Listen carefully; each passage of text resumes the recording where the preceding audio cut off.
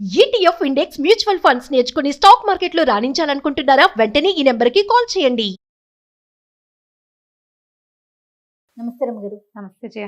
రమగారు, మంచి దెయ్యాల కథలు ఏదైనా చెప్పుకుందామండి. మంచి దయ్యాల కథే చెప్దాం. మంచి దెయ్యాలేనా? ఓకే. పూర్వకాలంలోనట ఈ పల్లెటూళ్ళల్లో అక్కడ పక్క ఊళ్ళు వెళ్ళాలంటే అడవి దారులు అవి దాటుకుంటూ పోవాలి కదా. అలాంటి ఒక కథ చెప్తాం. పూర్వం ఒక శేషపతి అని ఒక ఆయన పక్క ఊరు ఏదో పని మీద వెళ్ళాడు. ఆ ఊరికి పక్క ఊరు అంటే ఈ పక్కన మన ఊరు పక్కన ఒక ఊరే ఉండదు, 5-6 ఊళ్ళు ఉండొచ్చు, 5-6 దారులు కూడా ఉంటాయి. అడవి దాటి వెళ్ళవలసిన ఒక ఊరికి ఆ ఊరికి చెందిన మనిషే అక్కడ ఉన్న వ్యవహారం మాట్లాడడానికి ఈయన్ని తీసుకుపోయాడు. కాలినడకని వెళ్ళిపోవచ్చు. ఒక 3 గంటలు 2:30 గంటలు నడిచేవాళ్ళు. అప్పట్లో ఏముంది, వాళ్ళ తిళ్ళు తిప్పలు వేరే కదా. ఆ ఊరు వెళ్ళారు, ఆ పని అయిపోయింది. ఆ ఊరి మనిషి ఆ ఊళ్ళోనే దిగబడిపోయాడు. ఓహో. ఈయన వచ్చిన దారే కదా, నేను వెళ్తాలేండి అని చెప్పి అడవి దారి పట్టాడు. కానీ తప్పిపోయాడు. ఈయన తప్పిపోయి తమ ఊరు చేరకుండా ఏదో కొత్త ఊరు చేరిపోయాడు. సరే, చీకటి బాగా రాత్రి అయిపోతుంది. చీకటి పడిపోయింది. ఇక్కడెక్కడో ఒక చోట నిద్ర చేసి తెల్లవారాక మన ఊరు దారి ఏమిటో కనుక్కుని తూర్పు పడమరలు చూసుకోవాలి. రాత్రిపూట ఏం తెలుస్తాయి తూర్పులు పడమరలు? కొంచెం అమావాస్య కాలం అయితే ఏమి మొదలేదో తుదేదో కూడా తెలీదు. అందుకని ఏమనుకున్నాడు, సరే ఊళ్ళోకి వెళ్ళిపోదామని ఆ ఊర్లోకి ప్రవేశించేసరికల్లా ఆ ఊరి మొగదల్లోనే ఒక పెద్ద పురాతనమైన భవంతి ఒకటి కనపడింది ఆయన. సరే, ఇందులో ఈ రాత్రికి నిద్ర చేద్దామని ఈయన పోయి దబదబా తలుపు కొట్టాడు. ఈ శేషపతి గారు కొట్టేసరికల్లా ఎవరో ఒక ముసలాయన తలుపు తీశాడు. ఈయన దండం పెట్టి, అయ్యా మా దేవతలు ఉన్న ఊరండి, ఫలానా ఊరి పేరు పుష్పగిరి ఊరి పేరు, నేను పై ఊరు వెళ్ళి వస్తూ దారి తప్పిపోయాను. ఈ రాత్రి ఇక్కడ పడుకునేందుకు ఆశ్రయం దొరికితే రేపొద్దున తెల్లవారి మా ఊరు వెళ్తానండి అనేసరికల్లా ఈయన ఆ లోపల ఉన్న ముసలాయన ఈయన్ని తేరిపారా చూసి, ఏమిటి నువ్వు సాంబశివుడు కొడుకు కాదు అని అడిగాడు. అడగంగానే ఈ శేషపతి గారు ఆశ్చర్యపోయాడు. మా నాన్న మీకు తెలుసా అండి అన్నాడు. తెలియపోవటం ఏమిటి, నేను మీ ఊరు వాడినే, రేపొద్దున వెళ్తూగానిలే అని లోపల పిలిచి, ఈ ఊరు ఇల్లరికం వచ్చాను, చిన్నప్పుడంతా మీ ఊళ్ళోనే ఉన్నా, నువ్వు వచ్చు చిన్నప్పుడు నా పెళ్ళినాడు మీ నాన్న ఎట్టా ఉండేవాడో ఇంచుమించుగా అట్టాగే ఉన్నావు, కొంచెం జుట్టు ఊడింది అంతే, రా లోపలికని లోపల తీసుకుపోయాడు. ఆ ఇంట్లో వాళ్ళు చాలా భార్య భర్త పిల్లలు మనవలు ఉన్నారు. అందరినీ కేకేశాడు. ఇదిగో మా చిన్ననాటి స్నేహితుడు కుమారుడు ఇట్లాగే ఉండేవాడు, వీళ్ళ నాన్న అన్నాడు, మేము అది చేసాం ఇది చేసాం, ఊళ్ళో సంగతులు మాట్లాడుకున్నారు, మీ మేనత్త ఎక్కడుంది, మీ బాబాయ్ ఎక్కడున్నాడు, ఇవన్నీ కనుక్కున్నారు. భోజనాలు చేశారు. సరే, ఒక మంచి పక్కేసి పడుకోబెట్టారు. పడుకో, రేపొద్దున మాట్లాడుకుందాం అన్నారు. ఈ పడుకున్నాడు ఈయన. పడుకుంటే అందరూ ఎవరి దారిన వాళ్ళ గదుల్లోకి పోయారు. కాస్త ఒక్క గంట నిద్ర పట్టింది. మామూలుగా మనం కొత్త చోటుకు వెళ్ళంగానే మొదట అలసటకి కళ్ళు మూతలు పడినా కాసేపటికి మెలకు వచ్చేస్తుంది.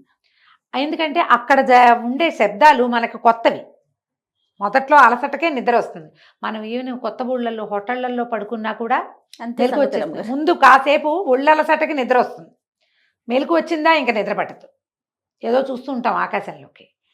ఇతనికి ఏమిటి ఇంట్లో ఏదో సందడిగా ఉంది అని లేచి చూశాడు. చూస్తే ఇంటి నిండా మనుషులు ఏదో పనులు చేస్తున్నారు. ప్రతి వాళ్ళు ఊడ్చేవాడు తుడిచేవాడు, గోడలు తుడిచేవాడు, అద్దాలు తుడుస్తున్నారు, బల్లలు తుడుస్తున్నారు, ఒకళ్ళు ఎవరో గుమ్మాలు అవి తుడుస్తున్నారు, ఆడాళ్ళు మగవాళ్ళు కూడాను. ఇంతా ఎవరండి అంటే ఏమీ లేదు. ఈ కాసేపు అయ్యాక తనకు అర్థమైంది, ఇందాక తను ఒక సమూహాన్ని చూశాడు ఇక్కడ, ఒక ముసలాయన భార్య కొడుకులు కోడళ్ళు మనవలు, వీళ్ళలో ఒకళ్ళు కూడా వాళ్ళు కాదు. వీళ్ళంతా ఎవరు? వాళ్ళేరి. ఈయన ఏం చేశాడు, ఇతను ఆ గదులు తలుపులు దగ్గరికేసున్నాయి. ఇక గదులని ఏవి గడియలు కాదు, దగ్గరికేసున్నాయి. దబదబా పోయి చూస్తే అన్ని గదుల్లోనూ మనుషులు నిద్రపోతున్నారు. వాళ్ళంతా నిద్రలు పోతుంటే ఈ గుంపంతా ఎవరు? ఈయన ఏం చేశాడు, గబుక్కుని వెళ్ళి ఆ పెద్ద మనిషి ఉన్నాడుగా వాళ్ళ నాన్నగారి ఫ్రెండ్, ఆయనే నిద్రలేపాడు. బాబయ్య లే లే లే, ఏమిటి వీళ్ళెవరో మనుషులు ఇల్లంతా పనిచేస్తున్నారంటే ఆయన ఆవలిస్తూ బయటకు వచ్చి వీళ్ళందరినీ పరకాయ చూసి, ఓ ఇదే అని, ఏం పర్వాలేదురా అబ్బాయి, నీ దారి నువ్వు పోయి పడుకో, ఈ భవంతి ఇక్కడున్న పూర్వపు జమీందారుది, ఎప్పుడో పోయాడు ఆయన. అయితే వీళ్ళందరూ ఆయన దగ్గర పనిచేసిన పనివాళ్ళు. ఓహో. మేము ఈ భవంతి కొనుక్కుని ఇందులో ప్రవేశించాక వీళ్ళు ఇక్కడికి రాకపోక ఉన్నాయి. ఆయన లేడని వాళ్ళకి తెలియదు. పండగ రాగానే అందరూ వచ్చి పనిచేస్తారు. పండగ 2 రోజుల్లో వాళ్ళు వచ్చి పని చేసుకుంటున్నారు. నీకు వచ్చిన సమస్య ఏమీ లేదు. ఏనాటి జమీందారు బాబాయ్ అన్నాడు. 200-300 ఏళ్ల నాటి జమీందారు అనగానే ఇక్కడ పనిచేస్తున్న వాళ్ళు ఎవరు? మనుషులు కాదు. కాంతిపోయాడు, అడిలిపోయాడు. గుండె కాళ్ళలోకి వచ్చేసింది, కాళ్ళు చల్లబడిపోయినాయి, నోరు ఆరిపోయింది, మిడిగుడ్లు పడ్డాయి, అన్నీ అయిపోయినాయి. ఆయన బాబాయ్ మాత్రం ఆవలించుకుంటూ పడుకోరా నాయన, తెల్లవారాక మాట్లాడుకుందాంలే, వీళ్ళందరూ పొద్దున ఎవరు ఉండరు, వీళ్ళంతా సవరించి పోతారు వాళ్ళే అన్నాడు. గదిలో పడుకున్నాడు వెళ్ళి. ఆయన లోపలికి వెళ్ళిపోయాడు. ఇప్పుడు ఈయన ఏం చేయాలి? ఎవరి దాన్ని వాళ్ళు పని చేసుకుంటున్నారు. ఈ శేషాపతికి ఉన్నాడుగా శేషపతి, ఈయన పోయి గదిలో పడుకున్నాడు. పడుకున్నాక అనిపించింది, ఓరి వీళ్ళ దుంపదేగా, ఏనాడు కొనుక్కున్నారు ఇల్లు, ప్రతి పండక్కి ఎవరో ఇంతమంది వచ్చి వీళ్ళ ఇల్లు వాకిలి అన్నీ అద్దంలా తుడిచేసి, మామిడి మండలు కట్టేసి, వేప మండలు కట్టేసి, పువ్వులు కట్టేసి, గుమ్మాలకు పసుపులు అవి రాసేసి బొట్లు పెట్టి గోడలకు బంగారం అలామా చేయించేస్తున్నారుగా. అంటే ఎంత ఖర్చు పోయిందిగా, రూపాయి ఖర్చు లేదు. ఎంత బాగుంది వీళ్ళ సంగతి. పోనీ ఈ ఇంట్లో ఉన్న వాళ్ళు ఏమైనా, ఈ వచ్చిన వాళ్ళకి ఏమైనా ఇస్తారంటే ఏమీ లేదు, వాళ్ళకేం అక్కర్లా. వాళ్ళకి మేలు చేసింది ఎవరు? పూర్వపు జమీందారు. ఆయన ఎలాగూ లేడు. ఇద్దరి పట్ల వీళ్ళకి ఎంత మేలు జరుగుతోంది.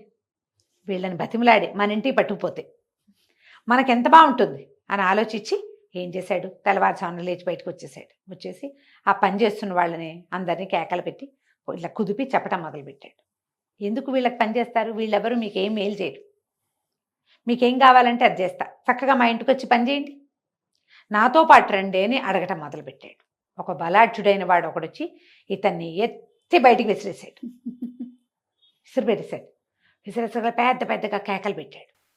ఇతని కేకలు విన్న ఇంట్లో వాళ్ళు లేచి వచ్చారు. అప్పటిదాకా వాళ్ళకి ఈ శబ్దాలు తెలుసు, ఇంట్లో పని వాళ్ళకి అలవాటు, కేకలు కొత్త కేకలు వినపడు.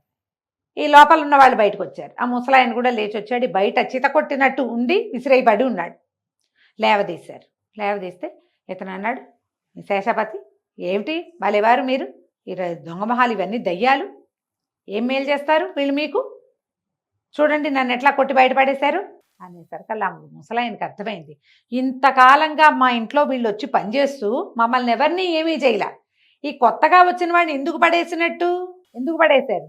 ఆయన ఒక్క నిమిషం ఆలోచించుకుని, బాబు మాకు మేలు చేయటానికే నిన్ను బయట పడేసి ఉంటాయి, పర్వాలేదులే, అరుగు మీద పడుకుని పొద్దున్నే లేచి వెళ్ళిపో అని లోపలికి వెళ్ళి తలపేసేసుకున్నాడు. దయ్యాలు మాత్రం ఎవరి దారిని వాళ్ళు వాకిలు ఊడ్చుకుంటూ ముగ్గేసుకుంటూ, వాకిలు కూడా పెద్ద పెద్ద వాకిళ్ళు కదా పాతకాలపు భవంతులు అంటే, వాకిలంతా శుభ్రంగా కడుగుతున్నాయి. ఈ వాకిట్లో దెబ్బలు తిని పడున్న శేషపతి గారు ఓ పక్కన అరుగు మీద పడుకుని కుయ్యో మొర్రని మూలుగుతూ పొద్దున్నే లేచి వెళ్ళిపోయాడు. దయ్యాలు కూడా ఎవరు సరైన వాళ్ళో ఎవరు సరైన వాళ్ళు కాదో గమనించే ప్రవర్తిస్తాయి. ఆ ఇంట్లో ఉన్న వాళ్ళకి ఏమీ అక్కర్లేదు, తాము ఏం పని చేయదలుచుకున్నాయో ఆ పని చేసుకుని వెళ్ళిపోతున్నాయి. ఎప్పుడైతే వీడు ఇంట్లో ఉన్న వాళ్ళు తనకు రాత్రి ఆశ్రయం ఇస్తే వాళ్ళ ఇంట్లో వాళ్ళకి జరుగుతున్న మేలుని తనది చేసుకోవాలనుకున్నాడో వాడిని బయట పారేస్తే అది కదా. దుర్మార్గులని దయ్యాలు కూడా క్షమించవు కదా. చూడు ఎంత బాగుంది, చాలా చాలా బాగుంది. ఆ తర్వాత ఎప్పుడు అతను ఆ ఊరాల తెల్లవారు ఎట్లాగా వండుకుంటూ ఇంటికి వెళ్ళిపోయాడు. కథ కంచికి మనం ఇంటికి. రైట్. నమస్తే రమ్మ గారు. నమస్తే చేయండి.